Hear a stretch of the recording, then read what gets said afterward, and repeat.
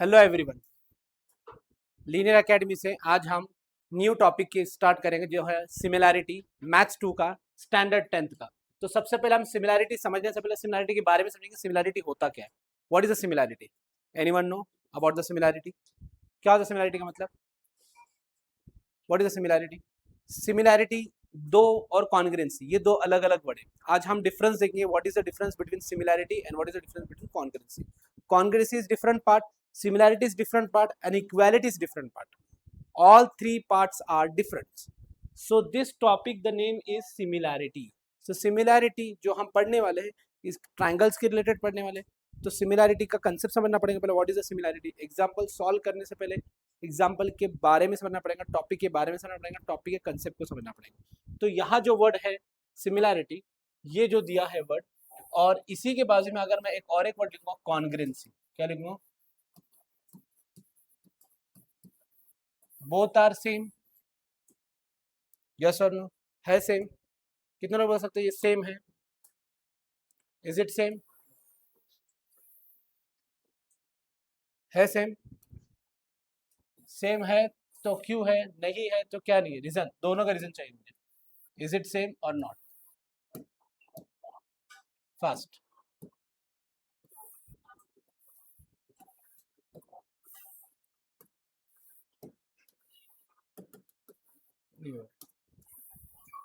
ठीक है, तो क्या डिफरेंस सिमिलैरिटी और कॉन्ग्रुएंसी?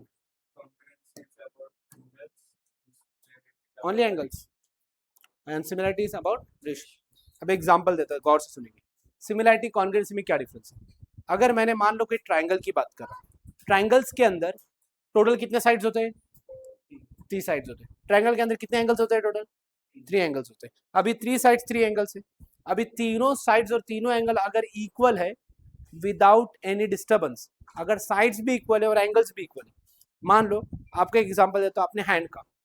अभी हैंड में मेरा ये लेफ्ट हैंड है और ये राइट हैंड है। अब ये दोनों हैंड को मैं अगर मैं ऑब्जर्व करूंगा, इसका लास्ट वाला फिंगर ये लास्ट वाले फिंगर के ऊपर कॉन्ग्रुएंट आ गया, ये लास्ट वाला फिंगर ये लास्ट सेकंड वाले और कॉन्ग्रुएंट आ गया, ये फिंगर मिडिल फिंगर का कॉन्ग्रुएंट आ गया, इंडेक्स फिंगर के कॉन्ग्रुएंट आ गया, थंब का। अगर ये दोनों फिंगर हैंड एक दूसरे के ऊपर क्या हो गए? कॉन्ग्रुएंट हो गए। क्या हो गए? So we can't say this is similar, it is not a similar. दिखने में सिमिलर है लेकिन मैथमेटिकल प्रॉपर्टी के हिसाब से ये क्या है? कॉन्ग्रुएंट है। क्या है? क्योंकि एक भी साइड ऐसा नहीं कि प्रोपोर्शन में, ये सब क्या है, साइड एक दूसरे के बराबर है। क्या है? मान लो ये साइड, इसी की जगह पे अगर मैं कोई छोटे से बच्चे का हाथ लूंगा जो 5 इयर्स का होगा, 2 इयर्स का होगा, उसको उसके ऊपर रखूंगा, पूरा मैप हो पाएगा क्या? क्यों? ये फिंगर इतना है, दूसरा फिंगर कितना होगा? छोटा होगा। तो ये जो कंसेप्ट है, यहाँ भी दोनों हाथ है, दोनों में 5 फिंगर्स है, इंडेक्स फिंगर है, थंब है, रिंग फिंगर है, all fingers are there. But अगर इसके ऊपर हम रख देंगे तो वो दोनों एक दूसरे के ऊपर ऑक्यूपाई कर पाएंगे क्या? नहीं। तो ऐसे कंसेप्ट को बोला जाता सिमिलैरिटी। क्या बोला जाता? सिमिलैरिटी में एंगल्स इक्वल होते हैं लेकिन साइड्स इक्वल, साइड्स क्या हो सकते हैं? प्रपोर्शन में होंगे। क्या होंगे? और कॉन्ग्रुएंसी में साइड भी इक्वल होता है और एंगल्स भी इक्वल होता है। तो उसका एक एग्जांपल देता हूँ। ठीक है, अभी यहाँ बोला है रेशियोज ऑफ टू ट्राइंगल्स। अभी रेशियोज ऑफ टू ट्राइंगल का मतलब क्या मैं बताता हूँ। रेशियोज ऑफ टू ट्राइंगल की बात किया था, ठीक है, रेशियोज ऑफ टू ट्राइंगल। तो अभी यहाँ रेशियोज ऑफ टू ट्राइंगल किस तरीके से दिखाता हूँ, ध्यान देंगे। पहले मैंने एक ट्राइंगल ड्रॉ किया, फर्स्ट ट्राइंगल है हमारा किधर है शेप्स?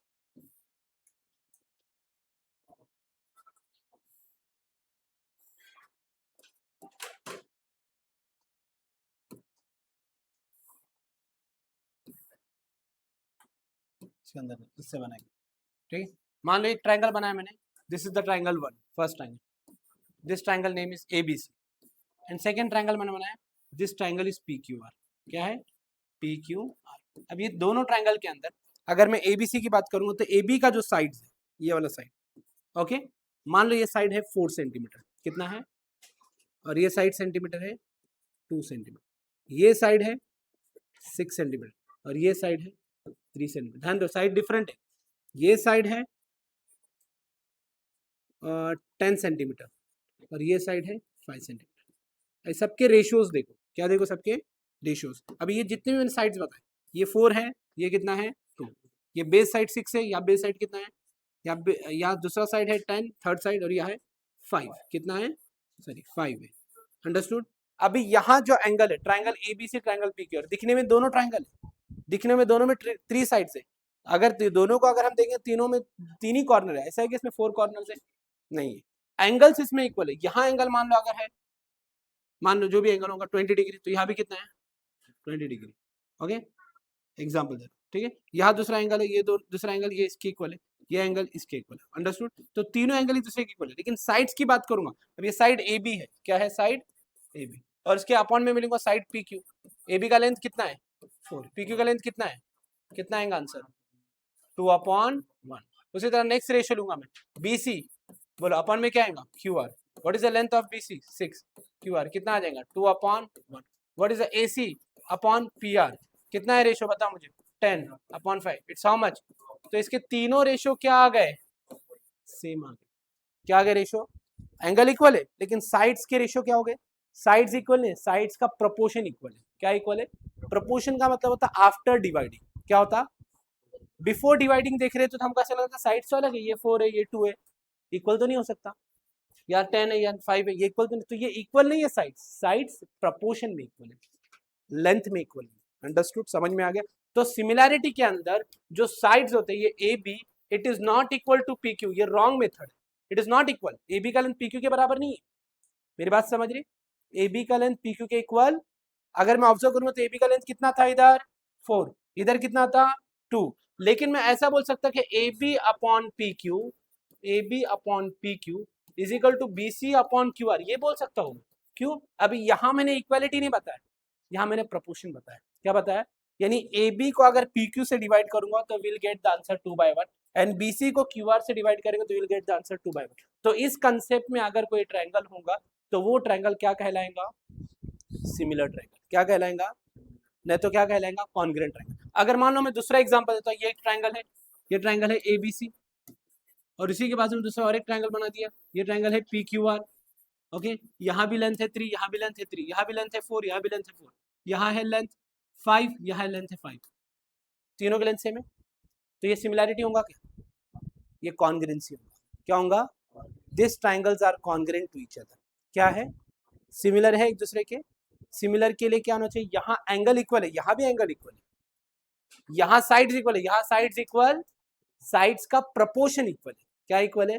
तो सिमिलैरिटी एक चेंजेस लेकर आता, कॉन्ग्रुएंसी और सिमिलैरिटी में एक चीज तो कॉमन है, अगर मैं सिमिलैरिटी और कॉन्ग्रुएंसी की बात करूंगा, in similarity all angles are equal, in congruency all angles are equal, both are same, but एक डिफरेंस है, सिमिलैरिटी साइड्स के प्रोपोर्शन को इक्वल करता, कॉन्ग्रुएंसी लेंथ को इक्वल करता, समझ में आ रहा, यहाँ लेंथ इक्वल था कि ए बी और पी क्यू, नो, अगर यहाँ मैं बात करूंगा तो यहाँ मैं क्या बोल सकता, A B is equal to P Q, exact correct है, यहाँ मैंने क्या बताया नॉट इक्वल, यहाँ क्या बताया मैंने, समझ में आएगा डिफरेंस, यहाँ क्या बताऊंगा मैं B C is equal to Q R, यहाँ क्या बताया मैंने इक्वल, यहाँ क्या बताया A C is equal to P R, यह क्या हो गया इक्वल, तो ये कॉन्ग्रुएंसी कंसेप्ट, समझा। तो ये हो गया सिमिलैरिटी कॉन्ग्रुएंसी। फिर इक्वालिटी किस लिए यूज होता, अगर मैं इक्वालिटी की बात करूँ तो इक्वालिटी किस लिए यूज होगा बताऊंगा। अभी 3 चीज देख रहे हैं हमने, पहला क्या बताया मैंने, पहला क्या बताया मैंने सिमिलैरिटी, क्या बताया सिमिलैरिटी, डिफरेंस में ध्यान दो, वर्ड में ध्यान दो। दूसरा क्या देखे हमने कॉन्ग्रुएंसी, क्या देखे, तीसरा क्या देखेंगे अभी हम इक्वालिटी। ये तीनों में क्या डिफरेंस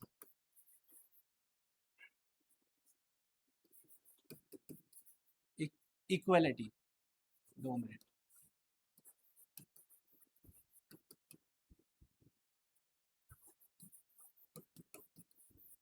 ठीक है। अब ये तीनों में क्या डिफरेंस है बताओ मुझे, इक्वालिटी किसके लिए यूज होता,